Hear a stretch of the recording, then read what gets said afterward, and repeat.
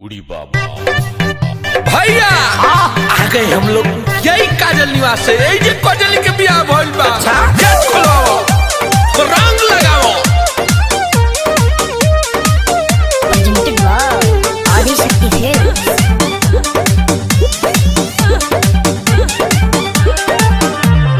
बारे पगले तू मजनुआ ससुरो में आइले रे जनुआ नैहर में यरबू तू भोग ले लसु आ ससुरो में आके बढ़ावा तारा दुख। अरे भाग यहाँ से बेंग। बारे पगले तू मजनुआ ससुरो में आइले रे जनुआ गाड़ी दे दम तो के छातल छातल। चल निकल।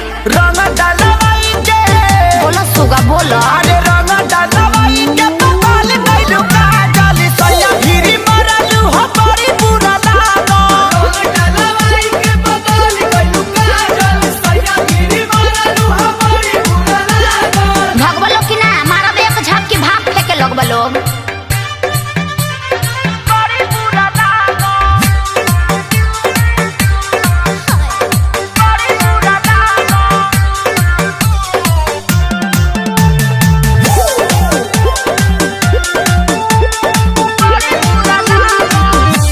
नैहर में संगे हमारा बोका बोका खेलल कही के कोको कोला पीछू कारी है ने रे लाला।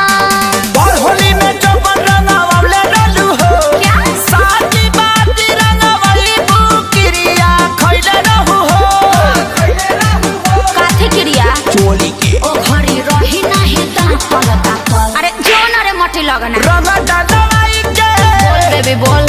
अरे रंग डालवाई के पकाल गइलू काजल सैया भिरी मरलू हो बड़ी बुरा लागो। रंग डालवाई के पकाल गइलू काजल सैया भिरी मरलू हो बड़ी बुरा लागो।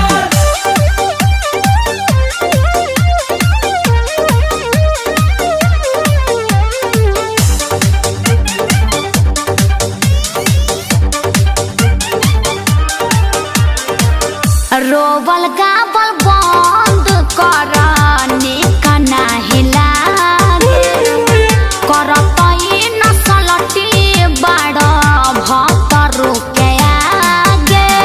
अखिलेश के सारी के भागावतर हो यारी थोड़ी भतार से लगावतर हो।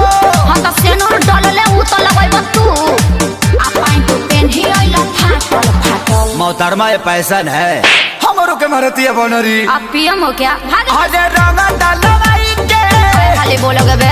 अरे रंग डालवाई के पकाल गइलू काजल सैया भिरी मरलू हो बड़ी बुरा लागो। डालवाई के पकाल अरे बाबा आ गए जा जा मोरत मुआ दब तहन लोग के रंग लगैब लोग। भैया चला वाला रे भांज देलस, बर्तन जैसन माज देलस। ये टेम्पू वाला डाना डी छपरा चलबो।